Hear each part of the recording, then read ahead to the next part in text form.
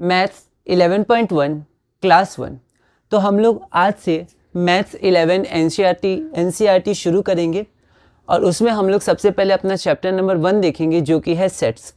Class number 1 में हम लोग पहले देख लेते हैं कि हमें क्या क्या पढ़ना है। तो हमारी कोर्स बुक एनसीईआरटी होगी, एनसीईआरटी के क्वेश्चंस हम लोग करेंगे, कुछ क्वेश्चंस हम लोग एग्जाम्पलर के भी करेंगे, पर मेन हम लोग एनसीईआरटी पर फोकस करेंगे। तो सबसे पहले हमें सेट्स के बारे में कुछ नॉर्मल इन्फॉर्मेशन लेनी है। उसके बाद रिप्रेजेंटेशन ऑफ सेट्स, उसमें हम पढ़ेंगे रोस्टर फॉर्म और सेट बिल्डर फॉर्म। उसके बाद the empty set, finite sets, infinite sets, फिर इक्वल सेट्स, फिर सबसेट्स। सबसेट्स में हम लोग देखेंगे subsets of set of real numbers and intervals as subsets of R. उसके बाद हम लोग देखेंगे यूनिवर्सल सेट्स, यूनिवर्सल सेट, उसके बाद वेन डायग्राम्स, उसके बाद operations on sets. Operation of sets में हमें यूनियन पढ़ना है, इंटरसेक्शन पढ़ना है, उसके बाद डिफरेंस पढ़ना है और आखिरी टॉपिक हमारा होगा कॉम्प्लीमेंट ऑफ अ सेट, जिसमें हम लोग देखेंगे प्रॉपर्टीज और डी मॉर्गन्स लॉ। तो यहाँ पर ये जो सेट है वो बहुत ही इंपॉर्टेंट कॉन्सेप्ट है और कोर कॉन्सेप्ट है। तो अगर आप 11th 12th के बाद हायर स्टडीज़ में मैथमेटिक्स एज अ कोर लेते हैं, ठीक है, तो आपको सेट्स के बारे में बहुत अच्छे से और डिटेल में आपको पढ़ना है हायर क्लासेस में, हायर स्टडीज़ में। तो ये एक कोर कॉन्सेप्ट है मॉडर्न मैथमेटिक्स का। तो यहाँ पर सेट होता क्या है, तो सेट्स आर मतलब set is a well defined collection of object. तो सेट क्या होता है, तो सेट हमारा वेल डिफाइंड होता है, वेल डिफाइंड, ठीक है। वेल डिफाइंड मतलब होता है कि पता रहेगा कौन सा सेट में कौन सा एलिमेंट या एक एलिमेंट कोई सेट में है या नहीं। तो सेट के अंदर कुछ एलिमेंट्स रहते हैं, एलिमेंट नंबर्स हो सकते हैं, अल्फ़ाबेट हो सकते हैं, कुछ और ऑब्जेक्ट्स हो सकते हैं, ठीक है, मतलब लेटर्स हो सकते हैं, किसी अल्फ़ाबेट के लेटर्स हो सकते हैं, कोई और ऑब्जेक्ट्स हो सकते हैं। A set is a well defined collection of objects. We can definitely decide whether a given particular object belongs to a given collection or not। तो एक सेट में क्या एक एलिमेंट है या नहीं है वो हम लोग बता सकते हैं। Examples of sets use particularly in mathematics are. तो जैसे कुछ सेट्स बहुत ही इंपॉर्टेंट है जैसे एन, ठीक है, तो हम लोग लेटर से इनको रिप्रेजेंट करते हैं, कैपिटल लेटर्स जैसे एन, ये हो गया सेट ऑफ नेचुरल नंबर्स। उसके बाद जेड, सेट ऑफ इंटीजर्स, उसमें भी जेड प्लस हो जाएगा, सेट ऑफ पॉजिटिव इंटीजर्स हम लोग देखेंगे अभी। उसके बाद आता है Q, the set of all rational numbers. फिर उसके बाद आर आता है the set of real numbers. उसके बाद जेड प्लस होता है सेट ऑफ पॉजिटिव इंटीजर्स। फिर क्यू प्लस, प्लस मतलब पॉजिटिव, तो the set of positive rational numbers. और उसके बाद हमारा आता है आर प्लस क्या हो जाएगा, set of positive real numbers. तो ये कुछ बेसिक सेट्स हैं। फिर कॉम्प्लेक्स नंबर्स भी हमें पढ़ना है, वो हम लोग आगे पढ़ेंगे आगे के चैप्टर्स में। तो a set is a well defined collection of object. तो सेट के अंदर होता क्या है, तो सेट के अंदर एलिमेंट्स होता है, सेट कंटेन्स एलिमेंट्स, ठीक है। आप एनसीईआरटी अच्छे से पढ़िएगा क्योंकि हम लोग का इंट्रोडक्शन है क्लास 11th में, तो हम लोग को कुछ कुछ बातें जाननी है। टर्मिनोलॉजी बहुत इंपॉर्टेंट है मैथमेटिक्स में, क्योंकि मैथमेटिक्स जब जैसे जैसे फॉर्मल होती जाती है वैसे वैसे सिंबल्स यूज़ होते हैं इंस्टेड ऑफ लेटर्स और वर्ड्स, ठीक है। मतलब लेटर्स तो यूज़ होते हैं पर वर्ड्स की जगह सिंबल्स ज़्यादा यूज़ होते हैं, तो हमें ध्यान से समझना है। तो a set is a well defined collection of objects, set contains elements. तो एलिमेंट्स बोलिए, ऑब्जेक्ट्स बोलिए या मेंबर्स ऑफ अ सेट बोलिए, तीनों सिनोनिम्स हैं। Sets are usually denoted by capital letters. तो इनको हम लोग जनरली कैपिटल लेटर्स में डिनोट करते हैं, capital A, capital B, capital X, ऐसे करके capital letters A B C X Y Z etcetera. The elements of a set are represented by small letters. लेकिन ये जो एलिमेंट्स होते हैं उसको हम लोग स्मॉल लेटर से रिप्रेजेंट करते हैं, जैसे ए हो गया, बी हो गया, सी हो गया, एक्स वाई जेड एट्सेट्रा, ठीक है। अब हमारे पास कोई एक सेट है, तो उस सेट के अंदर कोई एलिमेंट है या नहीं है उसको हम लोग कैसे सिंबल से शो करते हैं। तो अगर कोई एलिमेंट ए किसी सेट ए के अंदर आता है तो हम लोग लिखते हैं A is an element of A या ए बिलोंग्स टू ए, ठीक है। तो ए, इसको एप्सिलॉन बोलते हैं इस सिंबल को। तो A belongs to A, A is an element of A, इसका मतलब होता है बिलोंग्स टू। तो ये स्मॉल है तो ये एलिमेंट है और ये सेट है, कैपिटल लेटर है। अगर कोई एलिमेंट इस सेट में नहीं है तो हम लोग लिखेंगे बी, मान लेते ये नहीं है तो B is not an element of A, तो B does not belong to A. उसके बाद हम लोग एग्जाम्पल से और क्लियर हो सकते हैं। जैसे हमारे पास कोई एक सेट है, हम लोग इसको रिप्रेजेंट कर लेते हैं, मान लीजिए रोस्टर फॉर्म में, वो है ए बी सी डी, तो यहाँ पर बी छोड़ देते हैं, ठीक है। तो यहाँ देखिए तीन एलिमेंट है, ए सी और डी, एलिमेंट जो सेट के अंदर होता है, ठीक है। तो ए सी और डी है, तो ए इसके अंदर है तो ए बिलोंग्स टू ए, लेकिन बी नहीं है तो B does not belongs to A या does not belong to A. उसके बाद रिप्रेजेंटेशन ऑफ सेट, तो सेट को हम लोग कैसे रिप्रेजेंट करते हैं, तो मेनली हम लोग दो तरह से इसको रिप्रेजेंट करना सीखेंगे। पहला होता है रोस्टर फॉर्म और दूसरा होता है set builder form. Roster form में क्या होता है कि all the elements of a set are listed, तो सारे एलिमेंट्स को हम लोग लिस्ट करते हैं और एलिमेंट्स को कॉमा से हम लोग सेपरेट करते हैं, और फिर जो भी हमारा सेट है उसको ब्रेसेस मतलब ये कर्ली ब्रैकेट में एनक्लोज कर देते हैं। Example the set of all natural numbers which divide 42, तो 42 को कितने नेचुरल नंबर्स डिवाइड करते हैं, मतलब एक तरह से हमें फैक्टर्स पूछा गया है, तो फैक्टर्स में हमारा कितना हो जाएगा, 1 हो जाएगा, 2 हो जाएगा, 3 हो जाएगा, 6 हो जाएगा, 7 हो जाएगा, 14 हो जाएगा, 21 हो जाएगा, 42 हो जाएगा। ठीक है, तो हमने एक बार लिख दिया 1 2 3 6 7 14 21 42। उसके बाद हम लोग हर एलिमेंट को कॉमा से सेपरेट करेंगे और ये जो पूरा सेट है उसको ब्रेसेस में हम लोग एनक्लोज कर देंगे और इसका एक नाम दे देंगे, कैपिटल लेटर से मान लेते हैं ए है। उसी तरह set of all vowels in the English alphabet, तो ए ई आई ओ यू यहाँ कैपिटल वी से हम लोग दिखाएं, कोई दिक्कत नहीं है। रोस्टर फॉर्म में जो ऑर्डर होता है एलिमेंट्स का वो इमटेरियल होता है, मतलब अगर आप 6 को पहले लिख दीजिए, 1 को बाद में लिख दीजिए, या पहले 14 21 और 6 लिखिए और 1 2 3 को लास्ट में लिखिए, कोई दिक्कत नहीं है। जो आपका ऑर्डर होता है इमटेरियल होता है, मतलब उससे कोई फ़र्क नहीं पड़ता है। ठीक है, तो ये हमारा हो गया। दूसरा हमारे पास है while writing the set in roster form an element is not generally repeated, मतलब मान लीजिए मैं चाहूँ तो यहाँ पर एक बार और 1 लिख सकता हूँ, यहाँ भी एक बार और 1 लिख सकता हूँ, तो अगर एलिमेंट रिपीट होता है तो उसको एक ही गिना जाता है। ठीक है, तो इसलिए हम लोग जनरली एलिमेंट्स को रिपीट नहीं करते हैं, तो रोस्टर फॉर्म में एलिमेंट्स को रिपीट नहीं किया जाता, अगर रिपीटेड है तो उसको एक ही गिना जाएगा। तो आगे हम लोग बढ़ते हैं। The order of listing elements has no relevance, मतलब ऑर्डर जिस ऑर्डर में हम लोग लिस्ट करते हैं वो इमटेरियल, आप कोई भी ऑर्डर में इसको लिस्ट कर सकते हैं।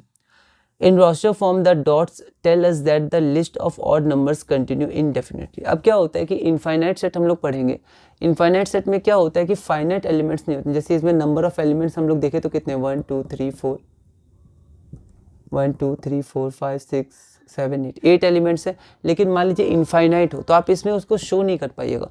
तो रोस्टर फॉर्म में उसको कैसे शो करते हैं, डॉट डॉट डॉट। जैसे हमें लिखना है the set of natural numbers, तो नेचुरल नंबर्स हमारा क्या होता है n बराबर, एक एक करके लिखेंगे 1 2 3 4 5, पर कहाँ तक लिखिएगा, है ना, इनफाइनाइट है तो हम लोग बस डॉट डॉट डॉट लगा देते हैं। ये हमारा शो करता है कि जो ये पैटर्न है वो इनडेफिनेटली कंटिन्यू हो रहा है, या पीछे भी लग सकता है इंटीजर्स के केस में। अगला हमारा आता है set builder form. Set builder form में हम लोग क्या करते हैं कि जो जो एलिमेंट्स है उसके पास जो एक कॉमन प्रॉपर्टी है उस प्रॉपर्टी को ही सेट में लिख देते हैं। तो हर एक इंडिविजुअल एलिमेंट को शो नहीं किया जाता है सेट बिल्डर फॉर्म में, जो हमारी प्रॉपर्टी होती है उस प्रॉपर्टी को ही लिख देते हैं। All the elements of a set possess a single common property by which is not possessed by any element outside the set. तो हमने देखा जो सेट है उसके अंदर कौन सा एलिमेंट होगा उसको हम लोग डेफिनेटली डिसाइड कर सकते हैं, ये वेल डिफाइंड होता है। तो हम लोग एक कॉमन प्रॉपर्टी लिख देंगे, तो वो एलिमेंट जो इस प्रॉपर्टी को फॉलो करते हैं वही इसमें आएंगे और बाकी और कोई आउटसाइड से नहीं आएगा। ठीक है, जैसे हम लोग देखते हैं the set of vowels in English alphabet, तो रोस्टर फॉर्म में इसको हम लोग क्या लिखेंगे, A E I O U, vowels in English alphabet. लेकिन हम लोग क्या करेंगे, सेट बिल्डर फॉर्म में कॉमन एलिमेंट हम लोग सबको एक्स मान लेंगे। तो the set of all x such that X is a vowel in English alphabet. तो ये हो गया, तो ये एक प्रॉपर्टी है, ए में भी ये प्रॉपर्टी है, वो वॉवेल है, ई में भी है, आई में भी है, ओ में भी, यू में भी है, लेकिन बी सी डी इनमें नहीं है। ठीक है, तो ऐसे जब हम लोग पूरा लैंग्वेज में लिखते हैं, या सिंबल्स भी आप देखिएगा सिंबल्स में भी, तो हम लोग जब एक जनरल प्रॉपर्टी लिखते हैं, ठीक है, उससे हम सेट बिल्डर फॉर्म कहते हैं। We describe the element of the set by using a symbol x, कोई और भी आप ले सकते हैं, any other symbol, which is followed by a colon. तो कॉमन एलिमेंट उसके बाद एक कॉलन लगाते हैं। After the sign of a colon we write the characteristic property possessed by the elements of the set. फिर सेट की जो property होती है, जो सब एलिमेंट्स में पाई जाती है, वो हम लोग लिखते हैं और फिर सबको हम लोग ब्रेसेस में एनक्लोज कर देते हैं। ठीक है, तो ये हो गया। जैसे हमारे पास एक और example, the set of natural numbers lying between 3 and 10। तो 3 और 10 के बीच में कौन कौन नेचुरल नंबर्स है उसका सेट हमें बताना। तो रोस्टर फॉर्म में तो हम लोग डायरेक्ट ऐसे लिख देते हैं, मान लेते ए है, तो 3 और 10 के बीच में कौन कौन नेचुरल नंबर्स हैं, 4, 5, 6, 7, 8 और 9। ठीक है, तो जब छोटा सेट होता है तो हम लोग क्या करते हैं, रोस्टर फॉर्म में जनरली इजी होता है, लेकिन सेट जब इनफाइनाइट होते हैं, बहुत बड़े होते हैं, तो हम लोग उनको सेट बिल्डर फॉर्म में लिख सकते हैं। और अगर उनमें कोई पैटर्न है तो हम लोग रोस्टर फॉर्म में भी डॉट डॉट डॉट लगा के लिख सकते हैं। अब इसको अगर हम लोग को रोस्टर सेट बिल्डर फॉर्म में लिखना है तो हम लोग देख सकते हैं कि एक नेचुरल नंबर है जो बिटवीन 3 एंड 10 है, तो हम लोग लिख सकते हैं a is equal to the set of all, इसको बोलते हैं सेट ऑफ ऑल x, इसको पढ़ते हैं सच that x is an element of natural number. x क्या है, एक नेचुरल नंबर है, और क्या है तो कॉमा या फिर आप एंड लगा सकते हैं। x क्या है, लेस देन 10 है और ग्रेटर देन 3 है, तो ये हो गया। तो x क्या है, नेचुरल नंबर, मतलब नेचुरल नंबर बिटवीन 3 एंड 10, तो आप ऐसे लिख सकते हैं, या इसको आप पूरा लैंग्वेज में लिख सकते हैं S x is a natural number. तो इसी के साथ हमने कुछ कॉन्सेप्ट देखे, आप एक बार NCERT पढ़ लीजिएगा, बेसिक कॉन्सेप्ट है स्टार्टिंग में। अगर आप हायर स्टडीज़ जाते हैं मैथ्स में तो फिर ये कोर कॉन्सेप्ट होगा, इसके बारे में और आपको अच्छे से समझना पड़ेगा, क्योंकि आगे जो भी है उसको हम लोग रिप्रेजेंट इसी से करते हैं, ट्रिग्नोमेट्रिक फंक्शंस को, रिलेशन फंक्शंस, इन सब को सेट से हम लोग डिनोट करते हैं। तो हम लोग क्या करते हैं, आप कुछ क्वेश्चंस कर लेते हैं। तो NCERT के हम लोग एग्जाम्पल्स करेंगे और एक्सरसाइजेस करेंगे। तो अब हम लोग क्या करते हैं, अब हम लोग कुछ एग्जाम्पल्स देख लेते हैं। पहला हमारे पास है x square plus x minus 2 is equal to 0।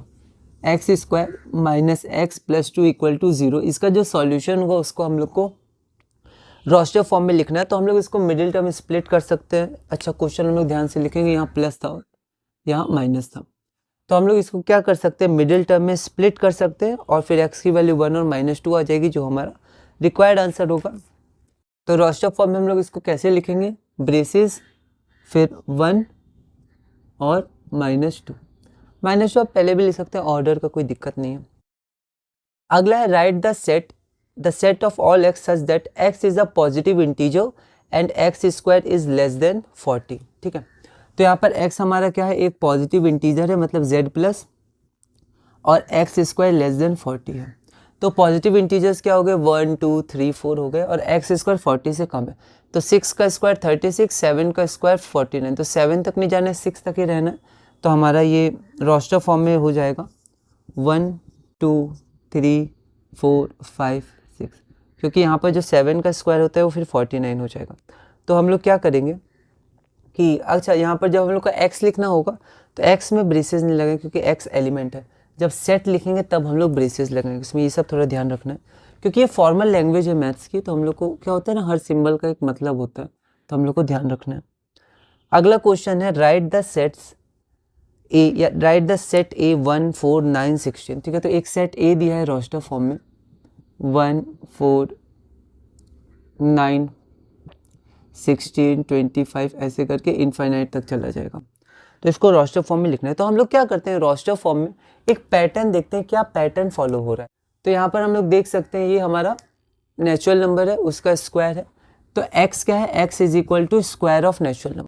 तो यहाँ पर n element of natural number, तो यहाँ पर 5 तक ही लिखा है, तो आप ऐसा नहीं समझेगा 5 तक ही है, इसके आगे भी जा सकता है। तो सिर्फ हम लोग ऐसे लिख सकते हैं और इसको ब्रैकेट में या ब्रेसेस में एनक्लोज कर सकते हैं। ठीक है, अगला क्वेश्चन हमारे पास है, एक और सेट दिया है 1/2, 2/3, 3/4, 4/5, 5/6 और 6/7। ये सब NCERT के क्वेश्चन है। इसको हम लोग को रोस्टर फॉर्म में दिया है, सेट बिल्डर फॉर्म में लिखना है। 1/2, उसके बाद 2/3, उसके बाद 3/4, उसके बाद ऐसे दिया है 4/5, फिर दिया है 5/6 और फिर दिया है 6/7। ठीक है, तो यहाँ पर आप देख सकते हैं न्यूमरेटर से डिनोमिनेटर एक ज़्यादा है। ठीक है, तो अगर हम न्यूमरेटर को n मान लें तो डिनोमिनेटर n+1 हो जाएगा, जहाँ पर न्यूमरेटर कहाँ से कहाँ तक है, 1 से लेकर 6 तक है। तो ऐसे करके हम लोग लिख सकते हैं, एक बार लैंग्वेज में हम लोग देख लेंगे। उसके बाद हमारा एक क्वेश्चन है मैच में हमें एक लेफ्ट हैंड में दिया, राइट हैंड में दिया। लेफ्ट हैंड में रोस्टर फॉर्म है, राइट हैंड में सेट बिल्डर फॉर्म है, उसको एक बार देख लेंगे। उसके बाद फिर से हमारे पास कुछ क्वेश्चन है NCERT एग्जाम्पलर के, तो सिंपल क्वेश्चन है। ठीक है, उसको बस हमें थोड़ा सा देखना है, इक्वेशन सॉल्व करनी है। और जैसे हम लोग कोलन लिखते थे x सच दैट, तो कई बार ऐसे बार भी लिखा रहता है। तो हम लोग कुछ क्वेश्चन NCERT एग्जाम्पलर के भी देख लेंगे और फिर हम लोग क्या करेंगे, अपनी एक्सरसाइज 1.1। तो अब हम लोग एक्सरसाइज 1.1 करेंगे और NCERT रैशनलाइज में आगे बढ़ेंगे और इसी तरह धीरे धीरे हम लोग आगे बढ़ेंगे। तो अब हम लोग मैथ्स 11 एनसीईआरटी में थोड़ा थ्योरी देख लेते हैं। तो क्लास 1 में हमें ये सब पढ़ना है, ठीक है। एनसीईआरटी के हिसाब से आगे बढ़ रहे हैं। तो हम लोग सबसे पहले देखते हैं सेट्स होता क्या है। तो a set is a well defined collection of objects. We can definitely decide whether a given particular object belongs to a given collection और नॉट। तो कोई एक गिवन कलेक्शन का है कि नहीं, जैसे अगर नेचुरल नंबर का सेट है तो हमें पता है कि जो -1 है वो उस सेट में नहीं होगा, क्योंकि -1 इंटीजर है, ठीक है। Examples of sets use particularly in mathematics are, तो n, z, q, r, z plus q plus r plus, ठीक है। उसके बाद सेट क्या होता है, तो well defined collection of object. Set contains element, तो सेट के अंदर एलिमेंट्स होते हैं। ऑब्जेक्ट्स, एलिमेंट्स ऑफ मेंबर्स, ये सब सिनोनिमस टर्म्स हैं। Sets are usually denoted by capital letters, ठीक है। And the elements of a set are represented by small letters a, b, c, x, y, z ऐसे। उसके बाद हमारा अगर एक एलिमेंट कोई सेट ए का है तो उसको हम लोग एप्सिलॉन से डिनोट करते हैं और इसका अर्थ होता है बिलोंग्स टू। इसको हम लोग पढ़ते हैं ए बिलोंग्स टू ए, जिसका अर्थ होता है ए is an element of set ए। उसी तरह अगर कोई एलिमेंट उस सेट का नहीं है तो हम लोग लिखते हैं B does not belong to A, B is not an element of set A, B does not belong to A. उसके बाद रिप्रेजेंटेशन ऑफ सेट में हमारे पास पहला होता है रोस्टर फॉर्म या टेबुलर फॉर्म, और दूसरे को हम लोग सेट बिल्डर फॉर्म कहते हैं। रोस्टर फॉर्म में all the elements of a set are listed, हर एलिमेंट को हम लोग लिस्ट करते हैं। हाँ, अगर इनफाइनाइट सेट है या फिर बहुत लंबा सेट है तो हम लोग डॉट डॉट डॉट लगा देते हैं। The elements are being separated by comma, elements separated by comma, comma से सेपरेट होते हैं। The elements are enclosed within braces, तो जो एलिमेंट्स होते हैं वो ब्रेसेस के बीच में, मतलब उन एलिमेंट्स को ब्रेसेस से हम लोग एनक्लोज करते हैं। एग्जाम्पल के लिए the set of all natural numbers which divide 42, तो फैक्टर्स ही पूछे गए क्योंकि नेचुरल नंबर्स विच डिवाइड 42 मतलब फैक्टर्स ऑफ 42 ये होगा, और इसको हम लोग ब्रेसेस के बीच में लिख देंगे। फिर अगला हमारे पास है the set of all vowels in English alphabet, तो ये A, E, I, O, U हो जाएगा। In roster form the order in which the elements are listed is immaterial, तो जो ऑर्डर है वो इमटेरियल होता है। तो जैसे फैक्टर्स ऑफ 15 हमें लिखने तो हमें पता है 1 3 5 15 होता है, तो हम लोग 1 3 5 15 लिखें असेंडिंग ऑर्डर में, या 15 5 3 1 लिखें, या 3 1 5 15 या 5 15 1 3, कुछ भी लिख सकते हैं, कोई दिक्कत नहीं है। While writing the set in roster form, an element is not generally repeated, that is all elements are taken as distinct। तो जब हम लोग roster form में लिखते हैं तो सारे एलिमेंट्स को हम लोग डिस्टिंक्ट लेते हैं, उनको रिपीट नहीं करते। एग्जाम्पल के लिए the set of letters forming the word school, तो स्कूल में SCHOL, अब 2 बार हुआ तो हम लोग एक ही बार लिखेंगे ना, रिपीट नहीं करते हैं। The order of listing elements has no relevance, हम लोग किसी भी ऑर्डर में कर सकते हैं। In roster form the dots tell us that the list of all numbers continue indefinitely, तो अगर हम लोग एक लिस्ट ऑफ ऑड नंबर लिखें तो ये डॉट डॉट डॉट दिखाते हैं कि ये जो लिस्ट ऑफ ऑड नंबर्स है वो क्या है, इंडेफिनेटली कंटिन्यू हो रहा है, मतलब ये आगे बढ़ते जा रहा है। अगला हमारे पास है सेट बिल्डर फॉर्म, तो all the elements of a set possess a single common property which is not possessed by any element outside the set. तो कॉमन प्रॉपर्टी हमें ध्यान रखना है। एग्जाम्पल के लिए the set of vowels in the English alphabet, A, I, O, U, ये roster form हो गया। लेकिन अगर हम लोग सेट बिल्डर फॉर्म देखें तो X, the set of all X such that X is a vowel in English alphabet, ठीक है। तो ये प्रॉपर्टी है A की भी, E की भी, I की भी, O की भी और U की भी। We describe the element of the set by using a symbol X, X से रिप्रेजेंट करते हैं। Any other symbol like the letters Y, Z etcetera could be used which is followed by colon, उसके बाद colon आते हैं, कोई भी आप सिंबल कर सकते हैं। ये सब एनसीईआरटी की थ्योरी है, मैंने शॉर्ट थ्योरी करके लिखा है, आप उसको पूरी अच्छे से रीडिंग कर सकते हैं। After the sign of a colon, we write the characteristic property possessed by elements of the set and then enclose the whole description within braces। फिर सबको ब्रेसेस के बीच में रख देते हैं। तो ये हमारे पास ब्रेसेस हो गए, ये X हमारे पास एलिमेंट हो गया, कॉलन हो गया और वो कॉमन प्रॉपर्टी हो गई।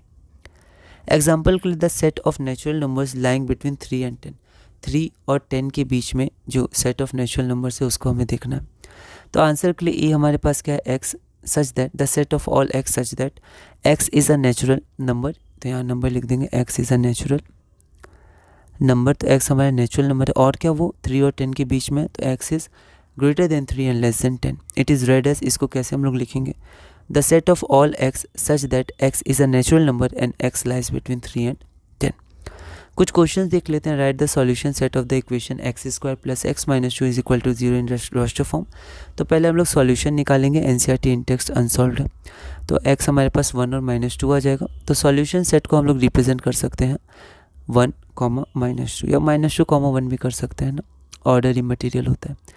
Right the set of all x such that x is a positive integer and x square is less than 40 in roster form. NCERT in text solve है, तो रोस्टर फॉर्म में हमें इसे लिखना है।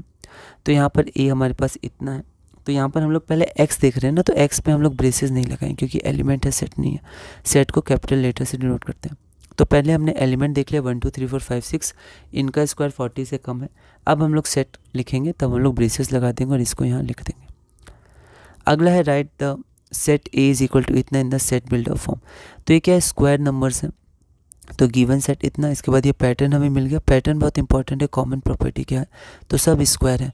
तो x is the square of a natural number, तो a is equal to the set of all x such that x is the square of a natural number. या फिर आप इसको और शॉर्ट फॉर्म में, जैसे जैसे आप मैथ्स में आगे बढ़िएगा 12th के बाद और इसके डेप्थ में जाइएगा और आगे इसको एडवांस स्टडी करिएगा, तो जितने भी ये इंग्लिश के लेटर्स वगैरह हैं या वर्ड्स वगैरह हैं उनको फिर सिंबल में कन्वर्ट कर दिया जाता है और फिर सिंबल को पढ़ा जाता है। तो ये हमने जो इंग्लिश लैंग्वेज में लिखा है इसको हम लोग इतना लिख सकते थे, ये वेयर लगा के, तो ये आप सिंबल में ये कन्वर्ट हो गया। मतलब x equal to n square, तो x क्या है, एन स्क्वायर है और n क्या है, एलिमेंट ऑफ नेचुरल नंबर है। अगला है राइट द सेट इतना in the set builder form. NCERT in text solve ये क्वेश्चन है। तो हम देख सकते हैं न्यूमरेटर में 1 प्लस करेंगे तो डिनोमिनेटर आ जाएगा, 2 न्यूमरेटर है, +1 करेंगे तो 3 डिनोमिनेटर हो जाएगा। तो हमारे पास सेट ए इतना है, तो यहाँ पर ये मैंने पैटर्न दिखा दिया, ये न्यूमरेटर है और ये न्यूमरेटर है, बस 1 जोड़ दिया गया। ये न्यूमरेटर 5 है, ये भी न्यूमरेटर है, बस 1 जोड़ दिया गया। तो ऐसे करके अब जो हमारे पास न्यूमरेटर है उस न्यूमरेटर को हमने लेस इक्वल टू 6 है और ग्रेटर इक्वल टू 1 है, 1 से शुरू हो रहा है और 6 पर ख़त्म हो रहा है। तो हम लोग लिख सकते हैं A is equal to the set of all x such that x is equal to n by n+1 where n is a natural number and n is less equal to 6 greater equal to 1। उसके बाद हमारे पास क्या है, match each of the set on the left described in the roster form with the same set on the right described in the set builder form. तो एक ही set है, एक जगह आपको ये रोस्टर फॉर्म दिया, ये सेट बिल्डर फॉर्म दिया। तो हम लोग यहाँ देख लेते हैं। तो यहाँ पर लिखा है PRINCAL, मतलब ये प्रिंसिपल वर्ड का सेट है। तो X is a letter of the word principal, P 2 बार है तो रिपीट नहीं करेंगे, है ना, तो रिपीट नहीं करेंगे, तो ये और ये हो जाएगा 0। 0 क्या है, तो ये देखिए x + 1 इज इक्वल टू 1, तो 1 इधर जाएगा तो 1 - 1 0, तो 2 का C हो जाएगा। और हमारे पास है 1 2 3 6 9 18, तो ये है डिवाइज़र, ठीक है, तो पॉजिटिव डिवाइज़र ऑफ 18, ठीक है। तो यहाँ पर फैक्टर्स पूछा गया तो ये हो जाएगा।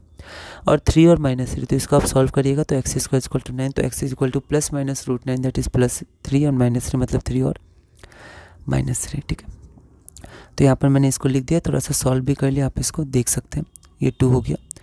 मतलब यहाँ पर मैंने इसको सबको एक बार सॉल्व कर लिया इक्वेशंस का, 1 2 3 4 करके भी सॉल्व कर सकते थे, तो ये आपका आंसर हो जाएगा। अगला हमारे पास एग्जाम्पलर के कुछ क्वेश्चंस हैं। Write the following sets in roster form. तो देखिए यहाँ पर जैसे कोलन है तो कई बार बार का भी यूज़ होता है, इसका मतलब सच दैट ही होता है। तो पहला है x is an element of real number और 2x + 11 = 15। तो हमें बस क्या करना है, इसको सॉल्व कर देना है। तो सॉल्व करने पर x की वैल्यू हमारे पास 2 आ जाएगी, तो सेट हो जाएगा 2। रोस्टर फॉर्म में लिखना है। सेकंड है कि x² = x, तो इस इक्वेशन को बस सॉल्व कर देते हैं हम लोग। तो x को उधर ले जाएंगे, आप ऐसे कैंसिल कर सकते हैं पर वहाँ पर x 0 भी हो सकता है, ठीक है। तो इसलिए हम लोग क्या करते हैं कि हम लोग इसको क्या करते हैं, इधर ले आते हैं, है ना, क्योंकि कैंसिल करते वक्त कुछ फैक्टर्स छूट सकते हैं, जैसे यहाँ पर 0, तो यहाँ पर हम लोग अगर लेफ़्ट में ले आएंगे तो x² - x हो जाएगा। तो यहाँ पर कोई फैक्टर अब छूटेगा नहीं, तो x 0 और x 1 हो जाएगा, तो b हो जाएगा 0 1। अगला हम लोग देखते हैं x is a positive factor of a prime number. तो प्राइम नंबर के 2 ही फैक्टर होते हैं, दोनों पॉजिटिव हो जाते हैं, तो एक 1 होगा और वो नंबर p खुद होगा। तो गिवन x c = इतना positive factors of a prime number p, तो खुद हो जैसे 2 का फैक्टर्स 1 होता है और खुद 2 होता है। 7 का फैक्टर 1 होता है और 7 खुद होता है, तो p का फैक्टर 1 और p खुद होगा और दोनों ही आपके पॉजिटिव है, तो आपका आंसर 1 और p हो जाएगा। अगला क्वेश्चन फिर से एग्जाम्पलर का है। Write following sets in the roster form. तो d बराबर इतना है, e बराबर इतना है, f बराबर इतना है, तो बस हमें इन इक्वेशंस को क्या करना है, सॉल्व कर देना है। तो यहाँ पर t³ बराबर t है, तो t³ - t = 0, t कॉमन लेंगे तो t² - 1, तो t² - 1 का square that is a - b into a + b, मतलब t × t - 1 इंटू t + 1 = 0, सो t = 0 1 - 1, देयरफॉर d = -1 0 1। सेकेंड हमारे पास गिवन में e है, ठीक है, तो यहाँ पर आप देख सकते हैं सेकेंड और ये थर्ड है। तो यहाँ पर फिर हमें बस इसको सॉल्व कर देना है, इस इक्वेशन को, इसको आप सॉल्व करिएगा तो w की वैल्यू -11/2 आ जाएगी, तो और -11/2 आ जाएगी, तो यहाँ पर ये छूट गया, यहाँ माइनस हो जाएगा ना, तो देखिएगा क्योंकि W माइनस है ना और रियल नंबर है तो -11 में 2 हो जाएगी, इसका ध्यान रखेंगे है ना, नहीं तो फिर लास्ट में मार्क्स डिडक्ट हो जाएंगे। अगला हमें इसे सॉल्व करना है, तो यहाँ पर x⁴ है तो पहले मान लेते हैं x = y, तो ये क्वाड्रेटिक इक्वेशन में कन्वर्ट हो जाएगी, तो y की वैल्यू 3 और 2 आ जाएगी मिडिल टर्म से। अब y था कि x², x की वैल्यू फाइंड करनी थी, y हमने खुद माना है तो आंसर हम लोग उसमें नहीं देंगे जो हमने खुद माना है। क्वेश्चन में x था तो आंसर में भी क्वेश्चन के टर्म्स यूज़ करेंगे।